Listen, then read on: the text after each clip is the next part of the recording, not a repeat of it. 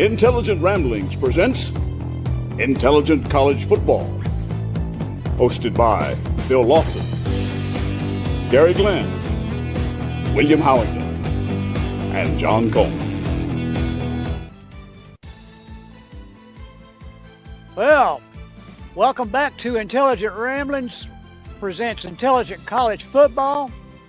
I'm Bill Lofton. I'm your host with the most. And my co-hosts are Mr. Gary Glenn, Mr. William Howington, and last but not least, John Cone. Hi, everybody. There he is. Anyway, hope everybody had a nice off season. Anything insane that happened? I've basically doing what old people do when they're retired. I sleep a lot, drink a lot, sleep a lot, eat sometimes. But other than that, I'm a pro photographer and I go everywhere. So that's what I've been doing. Going everywhere, shooting marathons, shooting graduations, yada yada. Same shit, different day. How about it, Mr. Glenn? How's your off season been? Been walking the grandkids a lot, doing some traveling. Went to California last couple of weeks to see our youngest son out there, who's a successful caterer, has his own business out there. And as I said, we watch the grandsons when we can, and traveled to a couple of tournaments that they were in. They're doing baseball now. They're pretty much concentrating on baseball for a while. They did play football and basketball too. I don't know if they're going to play any more basketball or not. Or we'll see. Not playing football right now, and that may come back too. Who knows? You know, kids these days, and they spend lots of time, and I suspect lots of money pursuing that. We've got some other travel plans and that, and I'm back in school, working again as what's called a priority substitute and assistant wrestling coach, mostly at South Hall. And that's a middle school here in Hall County. Other than that, we're just kind of hanging out.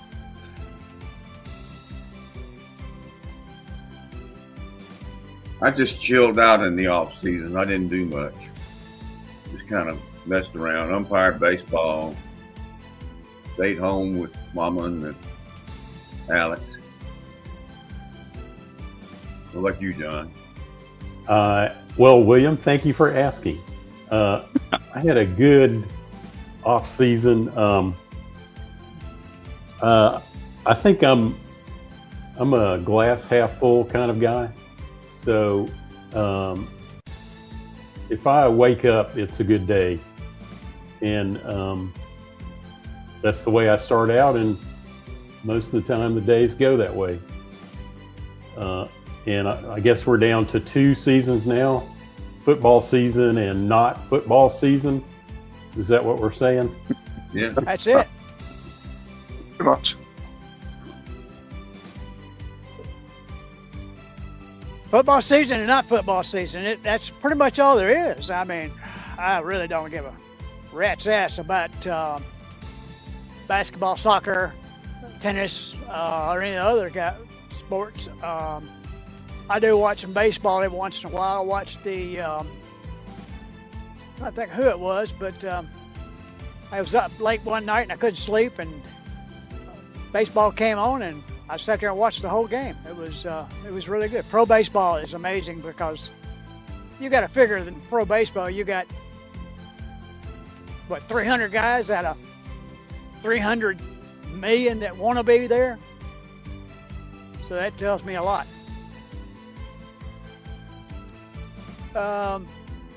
Why don't we talk about, before we get into the schedule and whatnot, why don't we start off with what I would say is the hot seat. I'm sorry we're kind of weirding out a little bit this morning, but that's our hot seat list that I compiled and tried to do it on Excel, and it didn't work. I may have done it on Word, but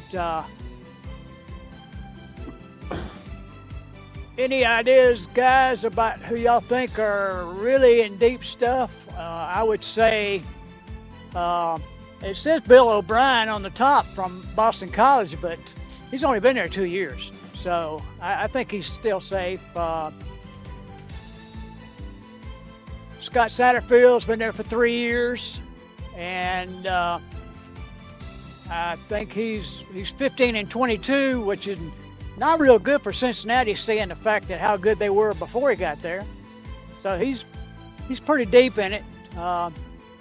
What do y'all think about Dabo Swinney? No, he's definitely on the hot seat.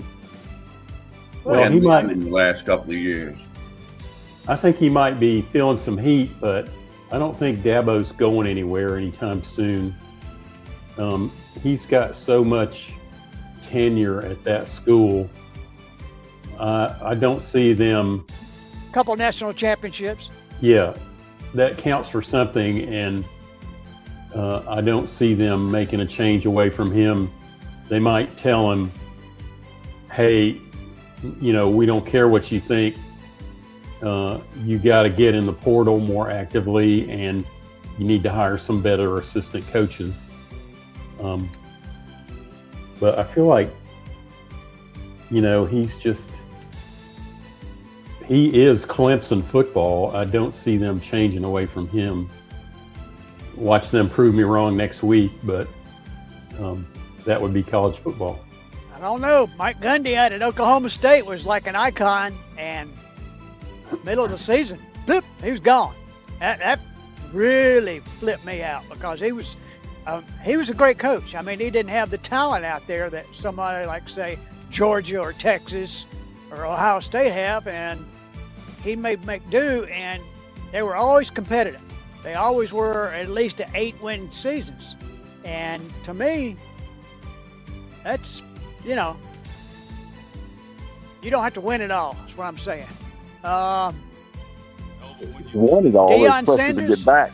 and at least play for it, And I think Dabo's pretty safe as long as he can show a little bit of progress this season. Now, if he has another dismal season, we might be singing a different tune by the end of the year.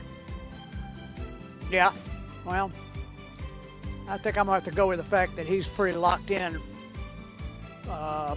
As long as he wins like 8 or 9 games, I think he'll be okay. Neon Deion, he started off with a bang, and since then he's gone down the toilet. 16-21, 3 years he's been there. I'm thinking that there's I don't know what to think about that. I've been to Boulder 2 or 3 times since he became head coach, and there's a lot of love for Deion out there. It's not, ESPN doesn't talk about it, but I think he's pretty well liked by the fans, and so I kind of wonder about that score. Well, the thing about it is, before he got there, Colorado had a losing season for like 20 years. Right. I mean, they were beyond terrible. They were way past terrible. And it does take some time to fix the mindset to bring a program that's at the very bottom to where it's a team that can play with other teams. And I don't think he's had enough time by any stretch of the mean. But I think he's got to develop talent rather than relying on the portal so much. I've yet to see a team that's put together with a portal that's won a national championship. Or, been... Well, Miami played For it last year. Well, Yeah. yeah, that's true. Miami came close. Yeah, and they had a lot of portal people, but I think Deion's in the same boat as some of the rest of these people. There was a lot of excitement, of course, and one of the best all-around athletes that ever lived. The only man to ever play in a World Series and a Super Bowl. So his talent on the field was undeniable, and he's had some coaching success. But sooner or later, it's going to turn into, what have you done for me lately? And you don't fire everybody, but you fire the head guy. I think he needs some good assistant coaches, and he needs some talent. He needs to develop that talent and also take advantage of what's out there in the portal. Let's see, it's a long list, so we'll just pick out a few. Close to home, Dale McKee at Georgia State. I think he's running out of time. 2 years, 4-20. Last year they were what, 1-10 or something? It was pretty bad. It was pretty bad. They were beyond horrible last year. I'm going to jump back up the list really quick and say Mike Norvell at Florida State and Clay Helton at Georgia Southern. Both of those guys, I would think, are, of all the names we've been through on the list, those two guys might really, really be on the bubble, along with Dale McGee at Georgia State. I absolutely agree with you, John. I think especially Norvell down at Florida Shoes, he's run out of time. And I'll talk about that briefly when I covered their game. But you think Belichick's going to make it through another season? I doubt it unless they do good this year. Yeah. Spent a lot of money on him. What a sideshow that turned into. I think his brother was coaching along with him, and they ran him off, and the athletic director too, I think, just like within the last couple of weeks. Yeah, that's the soap opera. They should rename it The Real Housewives of North Carolina or something up there. And come on. One last name I'll bring up is Luke Fickell out at Wisconsin. Wisconsin's been a mediocre team for a long time now. And 17-21 after 3 years, he better pick it up. I mean, he had great success at Cincinnati. So I don't know what the problem is, but other than the fact they're in a pretty tough league. Any other names out there stick out to anybody?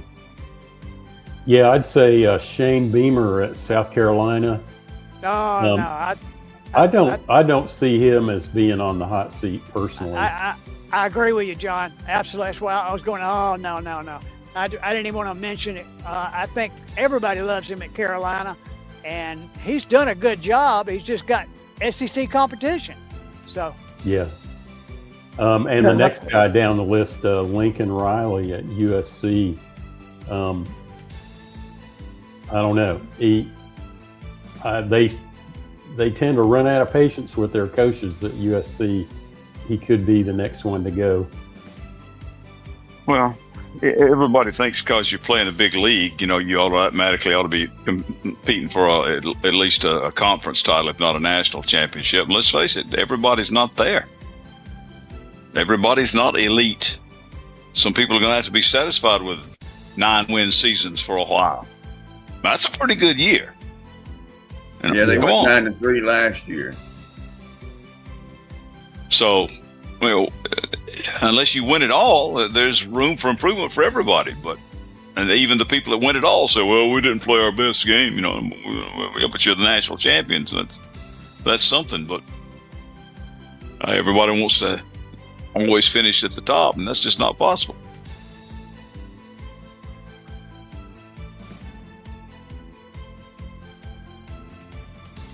Well, if everybody's got a little bit of insight into that, who we need to watch and pay attention to see if they still got a job at the end, we'll take a quick commercial, and then we will be right back with some games about this year. Let's do the top 10.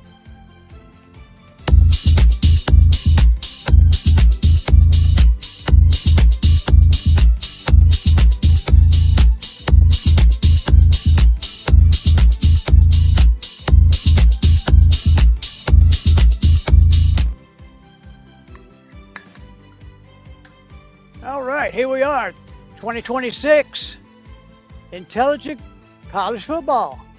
That'd be us. Mm-hmm. And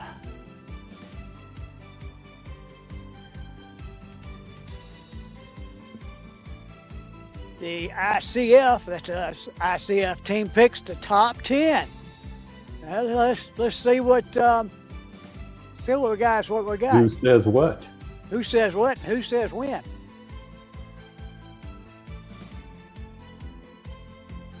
Well, this is our predictor right here. Go ahead and take a picture of it because we'll, at the end of the season, somebody's going to be laughing and others will be crying. Although, as I looked at, there's a lot of stuff that pretty much everybody's picked the same or close to the same 10, but they're all in different orders. Starting off with Gary, picking Ohio State to win the national championship. I've consulted a couple of different people and some different sources, and it came down. Some people are picking Oregon and Indiana.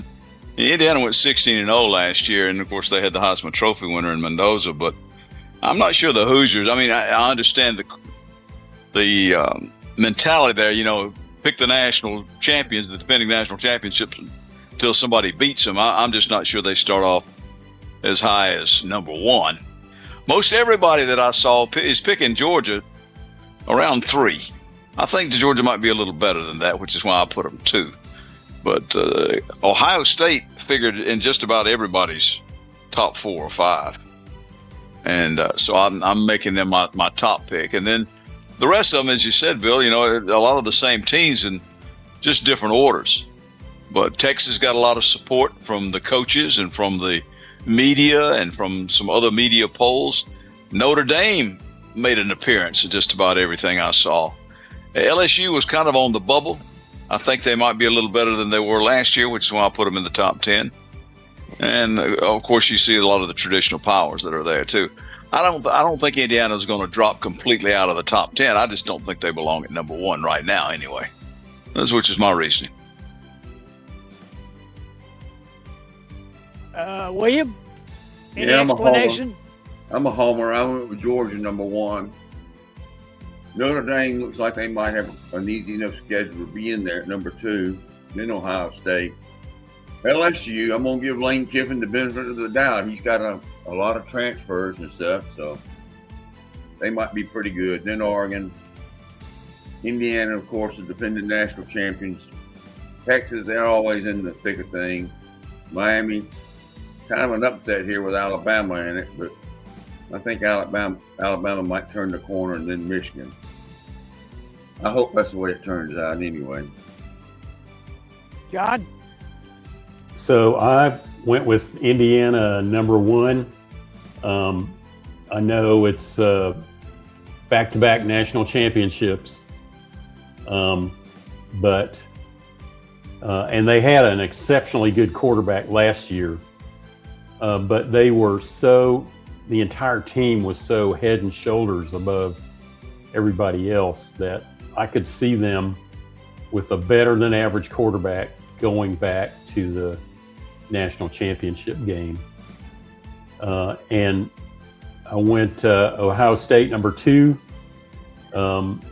And I just feel like my only reason for doing that is Ryan Day's got to do it this year, or people are gonna run out of patience. And Georgia, like Gary was saying, a lot of people pick Georgia at number 3.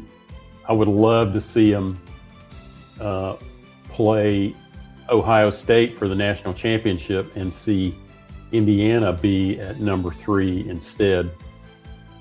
That'd be cool. Texas A&M. I like that team, and I could be all wrong, and I also like their head coach, Mike Elko. And I think Ole Miss is going to end up having a better season than LSU. And so that's what I think about Lane Kiffin at LSU this season. After this season, it's going to be Katie bar the door. But I think he's just so chaotic. You know, I don't see how he can put together a great team in 1 year. But if he has success this year, he'll do even better next year because people will want to go there and play for him. So those are my top 10 picks. Well, that leaves it up to me. Well, let's see. Let me say it. Go Dogs. Sick 'em. Yeah, that's right. I think Georgia's loaded. We got a great quarterback with amazing arm strength. If he can start hitting them over the middle a little bit better, and if he'll just come out of his shell, I think he'll be one of the best quarterbacks that's ever played the state of Georgia. And at the University of Georgia, he already one of the best quarterbacks to play in high school in the state of Georgia. He beat all the records. We got 3 deep at running back, and we actually got 5 deep, but we got 3 that could start at any school in the country. And they're True. 3 rompers. So our running game's going to be there, and that's what we've been missing. Our tight end room is the best in college football, and it ain't close. The offensive line has got all starters back, and they are really, really good. So we don't have a problem with the offensive line like we had 2 years ago. On defense, we got All-American safety. We got a All-American corner. And the other guys on the other 2, the corner and safety, are pretty damn good. And I think there will be All-Americans down the road. Our linebacker core is healthy. And I think we have the best defensive line that we've had since 2021.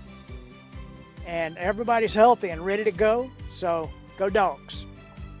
Now, the only team that I really see as being a possible problem for Georgia, and we don't have to see them probably until the playoffs, would be Oregon. Oregon is simply stocked. They got everything back. They don't have weakness. They don't have one, period. And I mean, I've researched Oregon and checked into them. And not to mention, they got Dan Lanning, who we know is a great coach. Yeah. Who came out of the stable of Georgia coaches that are spreading around, just like Saban's coaches are spread around. Now Kirby's coaches are going to be spread around. Dan Lanning is at Oregon. And like I said, I researched Oregon hard, and I can't find a weakness. So could be an interesting year. And then you got Notre Dame. I think is I don't particularly like Notre Dame, and I think they've always had some kind of touchdown Jesus on their side or something. I don't know, but Notre Dame is got a very mature team and very strong, and I look forward to seeing them play. I like their coach. I think he does a great job, and that's why I got them stuck there. They're a very mature team. Indiana, Cignetti is just a amazing coach. I think he's just an amazing coach, and one of his talents is he's an amazing evaluator of talent. He got Josh Hoover from TCU as his quarterback. Did you know that the last 2 years that Indiana had the lowest interception rate in the country? With Porter quarterbacks, which is really hard to do. Having Mike Shanahan as the offensive coordinator does that, and he's back with Indiana. Like all these assistant coaches, they have a great season. Well, they're off to another school and starting a program there. Well, Shanahan's staying, and they're going to have a great offensive line to go along with it. So Don't count Indiana out. I'm the top two I'm stuck on. The next 4 or 5, you could swap them, and it's going to be really close.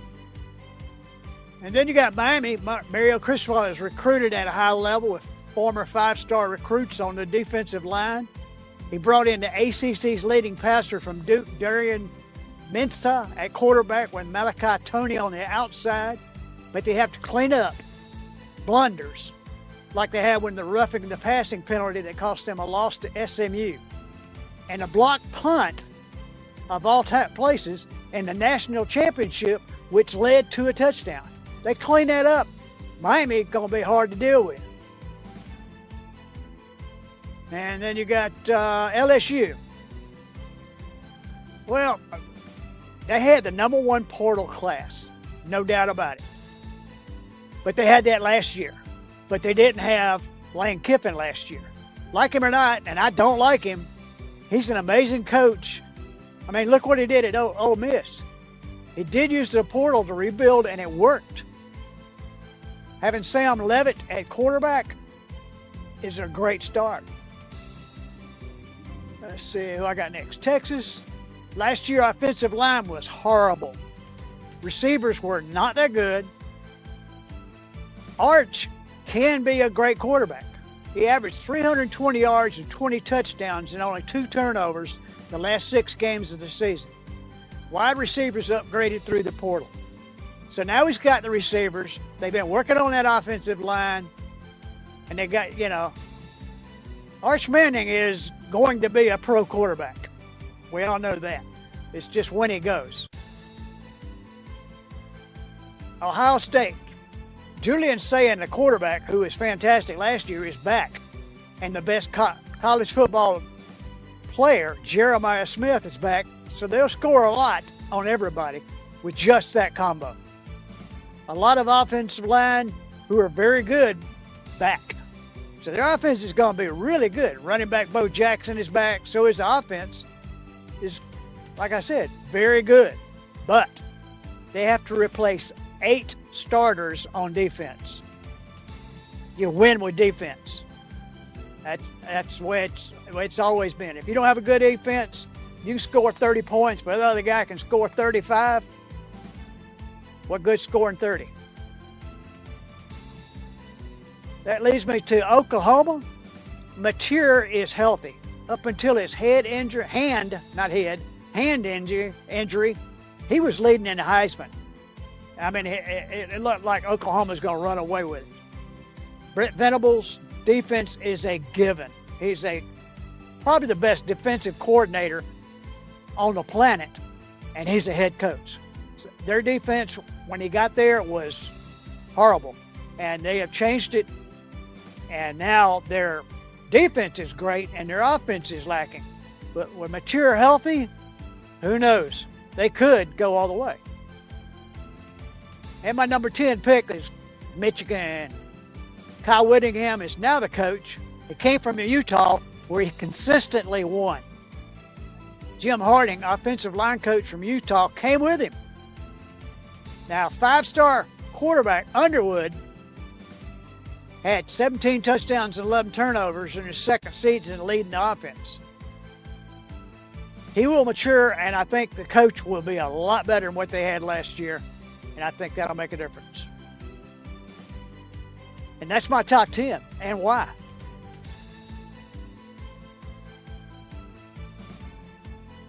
Why don't we have a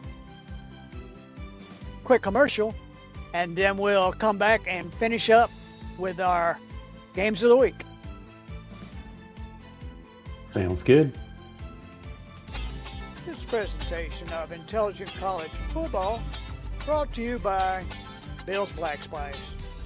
Remember to use it sparingly on everything.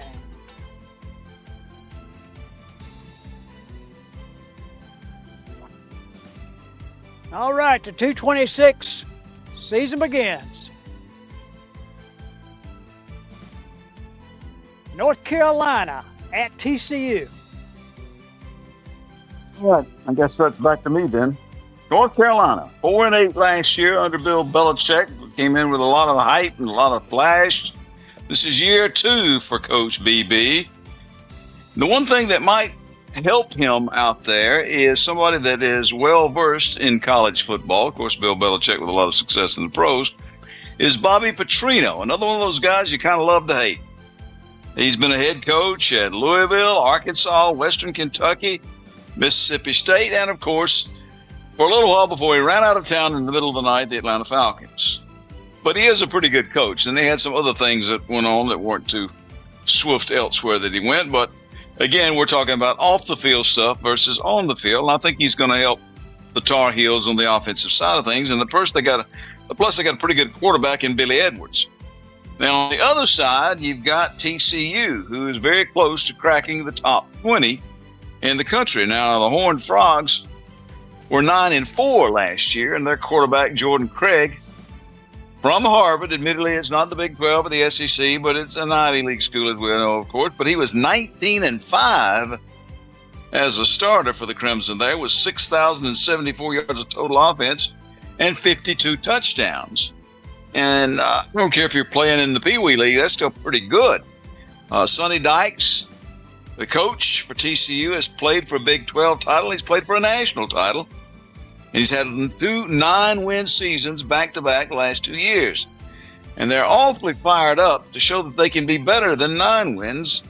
So I think the Frogs are going to come out fired up for this one. The line is TCU by 7.5. And I think Texas Christian wins this one, and I think they cover the spread.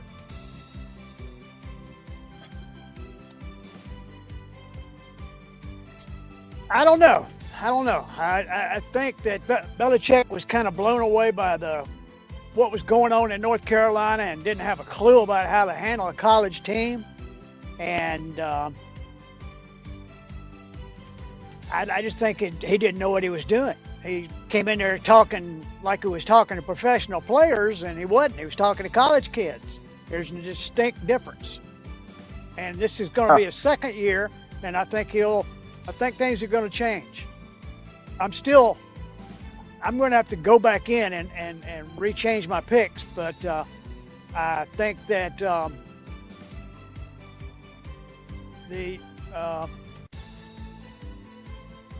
I think North Carolina might sneak up and win this. The only problem is at TCU, and that makes a big difference.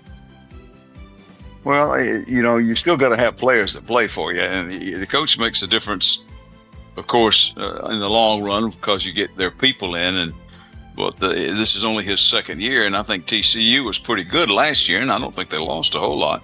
Plus, they got a pretty good quarterback that came in. So we all know the quarterback, for the most part, is the straw that stirs the drink. So again, I'm going to stick with my pick. I'm going to think TCU is going to take this one. Aren't they playing in Dublin or somewhere? TCU is 9-4 last year. Right. I don't know where they're playing. I don't think they're playing at TCU. I think they're playing somewhere in Ireland or somewhere. Don't quote me on that.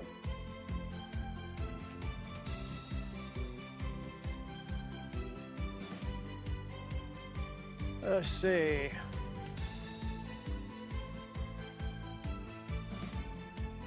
So I had my mic muted. I was saying they're all going to be jet lagged, both teams, for this game. So they are playing somewhere weird? They're playing in Dublin, Ireland. Okay.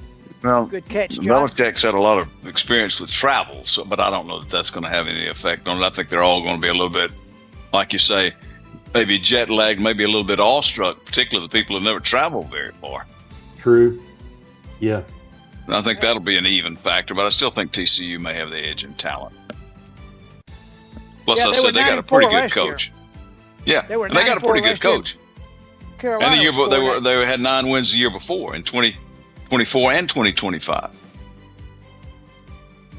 So they got some experience, and I think that may prove to be the difference. The line's only 7.5. I think they can cover that.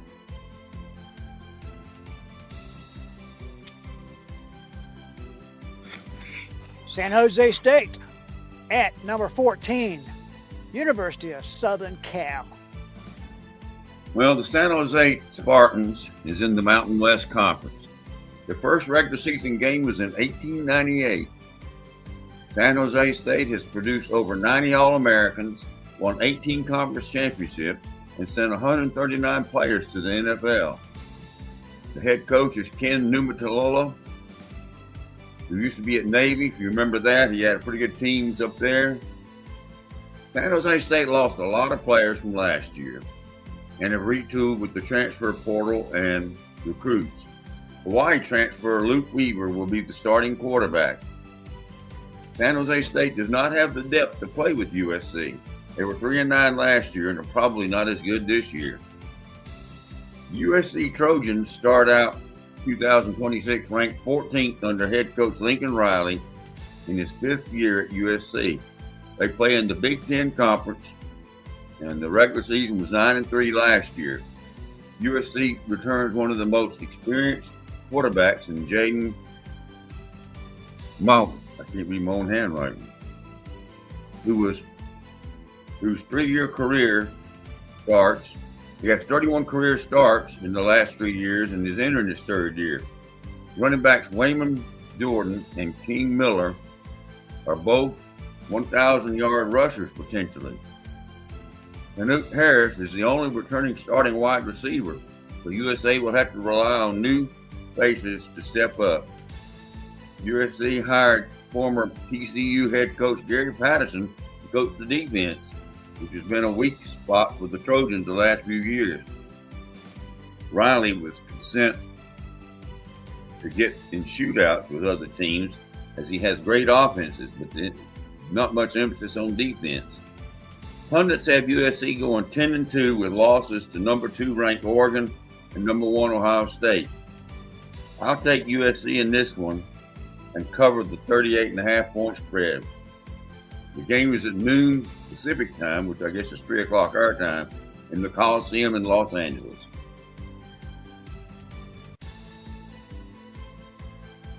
I agree with you, William. USC. As you said, with a 9-win season last year, and some have even ranked them in the top 10. So I think they win and they cover. And they're going to beat up on San Jose State pretty good in LA. Yeah. I agree. I don't think it's going to be much of a game, actually. He's slowly but surely brought USC back to prominence, and they may be somebody to deal with in the postseason.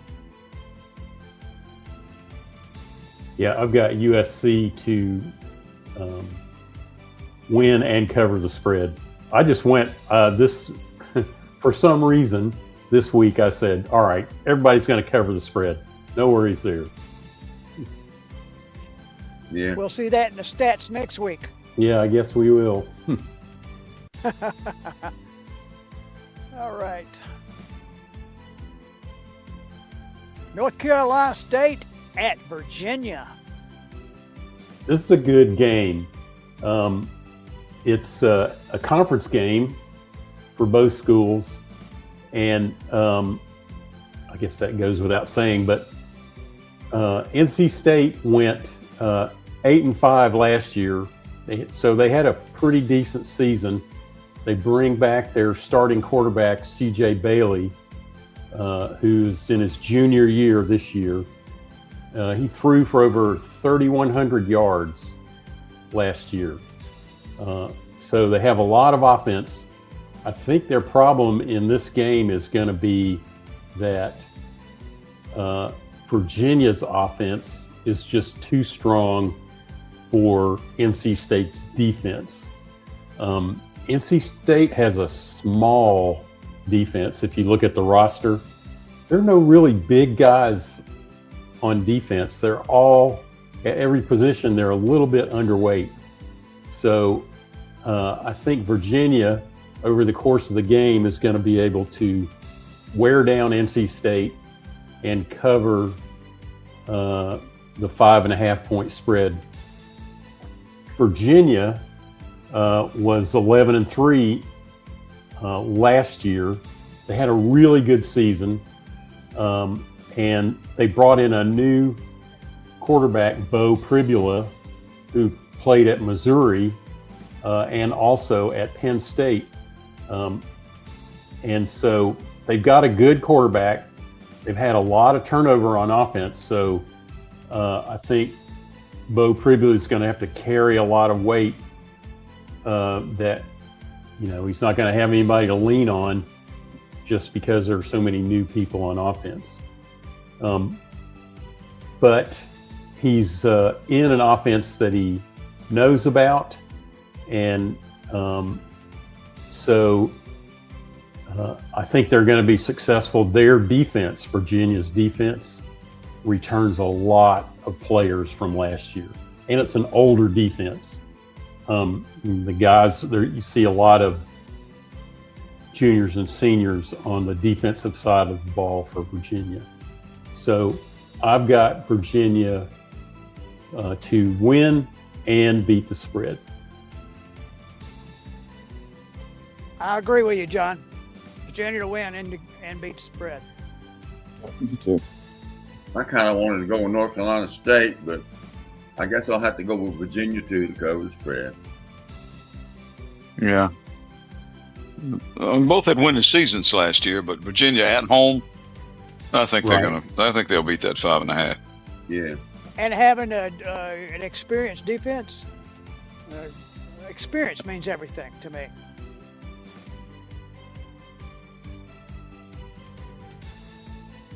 New Mexico State at Florida State.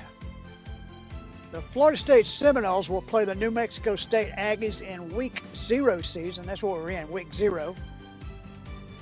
On Saturday, August 29th, 2026 at 7 p.m. Eastern Time. They'll be playing at Doak Campbell Stadium in Tallahassee, Florida. The TV streaming, you can find it on the CW network. Last time these teams met was 64 years ago, in 1964. Florida State won 36-0. There's a lot of difference between now and 1964 in football. Was New Mexico even a state in 1964? Oh, yeah. Holy cow. That was a ways back. Well, for the Seminoles of Florida State, Mike Norville, if I can get it out of my mouth right, the head coach at Florida State, is not on the hot seat. He is on the seriously burning out of control seat. It's win or be gone this season for him. Honestly, I'm surprised he's still there. Last season's record of 5-7 ain't gonna cut it this season. Like I said, win or be gone. What they do have is Ashton Daniels, a high-profile transfer quarterback who was previously at Stanford and Auburn, officially takes over the offense. Mike Norville will look to his veteran presence to steady a completely revamped offensive line. Deuce Robinson, who's a wide receiver, is a premier playmaker and widely regarded as FSU's top NFL draft prospect. Standing at 6'6", his physical mismatch downfield will likely be heavily utilized on Saturday. On defense, Daniel Lyons, who's a defensive lineman with key components of the defensive line moving on to the NFL, Lyons has emerged as an offseason leader and is poised for a breakout campaign to anchor the trenches. On the other side of the line, the New Mexico State Aggies. Coach Tony Sanchez's New Mexico Aggies went 4-8 last year, winning only 2 games in Conference USA. And that ain't a real strong conference. But the Aggies should be dangerous enough to provide a bit of a push to FSU. Notice I said bit. Son Apia, a linebacker who is a critical leader of the Aggies defense and a Conference USA preseason watch list selection. He posted 68 tackles and 2 forced fumbles last season. Tony Geathers, the other linebacker alongside Apia, the senior linebacker serves as the centerpiece of a veteran defensive unit trying to patch up a group that surrendered 401.8 total yards per game. If you don't know any better, that's a lot. Tyler King, a returning wide receiver for his second year at New Mexico State, King's speed will be vital as the Aggies rely heavily on their passing game to test FSU's secondaries. An off-season leader and is poised for a breakout campaign to anchor. New Mexico State will not be able to run on Florida at all, so they will throw and throw and throw. This should be a blowout warm-up for Florida State, who takes on SMU next week. FSU for the win and to cover the 31-point spread. I think they'll win. And if they don't cover the spread, or if they don't win, Norville will probably be gone after this week. That's not Wow, you surprising. heard it here first. Heard it here first on Intelligent College Football. I think they win, but Florida State. Struggles have put a kind of a bug in the back of my mind. I'm not sure they cover, so I'm going to say no on that. I think they'll win, but they got to score 32 points better than New Mexico State. And they are at home in Tallahassee, but still, that's a lot of points.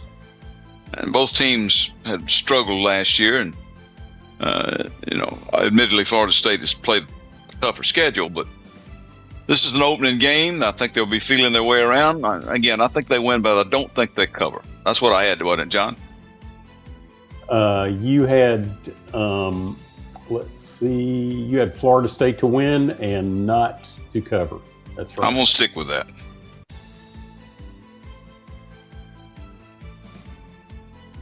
All right. And now on to the other games of the week, a little bit less dramatic. Jacksonville State and North Dakota State. North Dakota State has moved up in the world. They were FCS team last year, and this year they are big time. Last year they went 12-1, and they lost in the FCS National Championship, but now they join the Mountain West Conference. Wondering if I think they'll put it on Jacksonville State. But do you think North Dakota State's ready for prime time? They've been pretty good the last few years. They've won national championships. Yeah. And in their league, I think they win this one, and they're only favored by 7. I think they cover that. Yeah, I do too. North Dakota State covers. That's what I've got. It's at North Dakota State. And that's a long way for Jacksonville State to have to travel. Right. That's a That's That's a heck of a ride. bus ride right there. Yes, sir. Hell of a bus ride. I don't think they'll be busting, but I don't even know what the closest airport to North Dakota State is. I mean, it still might be a hell of a bus ride.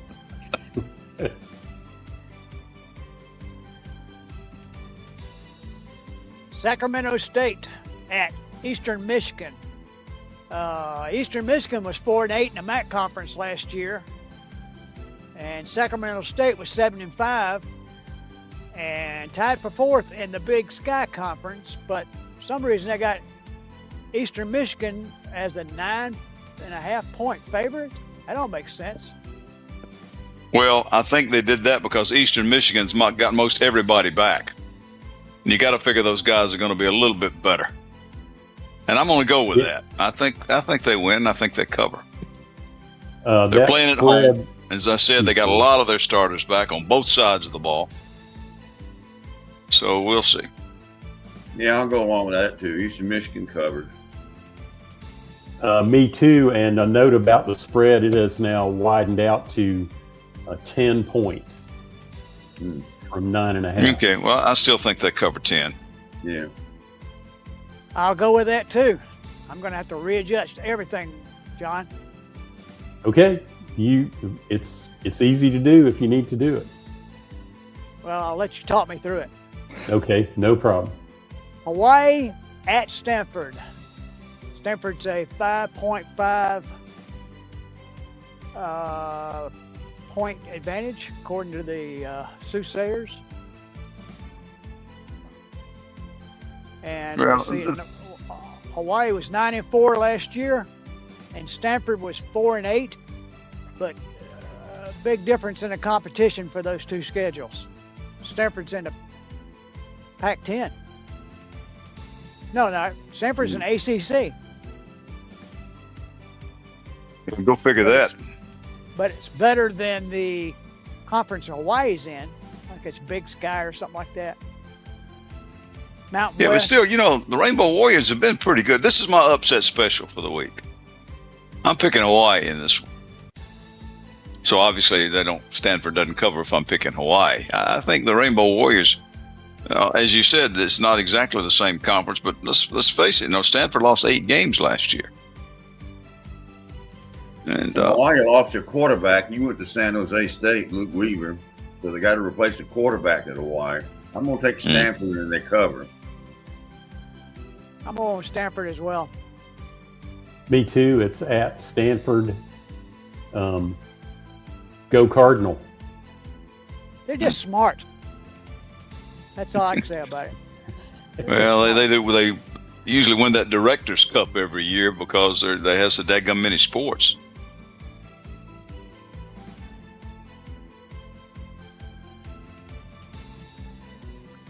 Memphis at MLB. Memphis was 8-5 last year, and UNLV was 10-4. Although UNLV's got a 4.3 rating for the season, and Memphis had a 7.6 rating for the season. I think it's a very close game, but I think it's at UNLV, and the coach at UNLV has definitely straightened up that program in the year or two that he's been there. I can't think of his name. He coached at Florida a couple of years ago. He lasted about maybe 3 years there, and they ran him off. And I don't know why I can't think of his name. But Memphis plays a pretty good schedule. They play Houston and a couple other teams like that in the conference. It is pretty tough. But I'm going to have to go with UNLV. And the cover. Yeah, I think Vegas is probably a touchdown better, so I'll go with them to win and to cover the spread. I'm going to take the upset here, Memphis. All right. All right. I've got UNLV to win and cover the spread. It's at UNLV. And Bill, the guy you were trying to think of is Dan Mullen. Former Florida coach, now in his second year, I think, at UNLV. And I think he's done a pretty good job. I think he just had a rough time at Florida, and he didn't win enough. They're probably wishing he was back there, though. All right. Before we take a commercial, we'd like to ask a big favor out of everybody out there that happens to be looking now and looking later, whenever you do decide to see it. But please subscribe to the channel. It really makes a difference for us. It helps us out a bunch. If you subscribe, more people subscribe, then it is able to be broadcast to a wider range of folks. We'll take a quick commercial, and then we'll come back and finish things up. This presentation of Intelligent College Football brought to you by Bill's Black Spice. Remember to use it sparingly on everything. Well, here we're back and near the end of the webcast, and I want to welcome everybody back to Intelligent College Football, and I hope you join us every week on Wednesday at 8 p.m. And one thing you might want to think of is the fact that for the past 2 seasons, we have beaten ESPN's prognosticator team that they have come on Saturday morning. We beat them bad 2 years in a row. So we're all four former football players in high school, and we know a little bit about football, and we research it and we check into it, and we like competing against each other. So we're not going to make up anything. We're going to be giving you the straight stuff. Anybody else? No. I've got a quick thing. When I was looking at Virginia, where Bo Pribula transferred to, he was in the portal 2 times. Once when he left Penn State in 2024, and then once at the end of 2025 when he left Missouri. He went to 6 different colleges over 8 days, traveled 6,000 miles before he eventually landed at Virginia. He went to Lexington, Kentucky, Seattle, Washington, Omaha, Nebraska, Atlanta, Georgia, Knoxville, Tennessee, wound up at Virginia in Charlottesville, Virginia. And his team's comment, after all of the traveling, the official visits, the workouts, everything was, if you think it's chaotic and distracting on your side of the portal, go to the players and the agent side of the portal. It is bananas. And I just find it amazing that a pretty good college football quarterback would have to go through that to finally land at a team where he can be competitive. Didn't he get hurt real early in He the did. season last year? Dislocated his ankle. And it wasn't, because- the good news is it wasn't a break. So he was able to recover a little bit faster. In fact, he played at the end of the season last year. I remember that because when you said his name, it something started working in my brain again.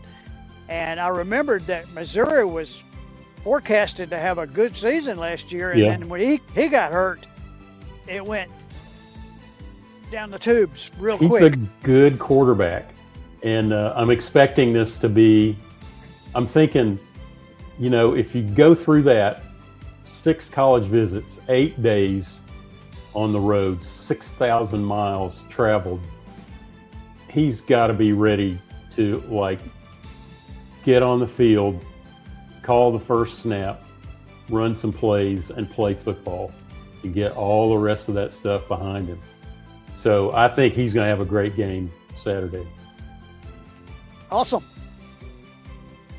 Thanks for the All input, right. John. We appreciate that. Well, I think our time is up. And Hey, I We're like here. this layout. I'm not under the QR code, yeah, I had you hidden the whole time. which our audience is probably thankful for. But anyway, here I am. We'll have that fixed by next week where nobody's under the QR code. I'll get in touch with our technical staff and have them look at it and see if we can figure out why that was happening. I noticed it as well, John, and I apologize I'll apologize for our technical staff. Yeah, no worries. I know those guys are working hard. No big deal. They are. They keep this thing moving and keep it rolling. And this is Intelligent College Football, and we'll be back next week. And I hope everybody has a blessed week themselves. Good night, everybody. Good night.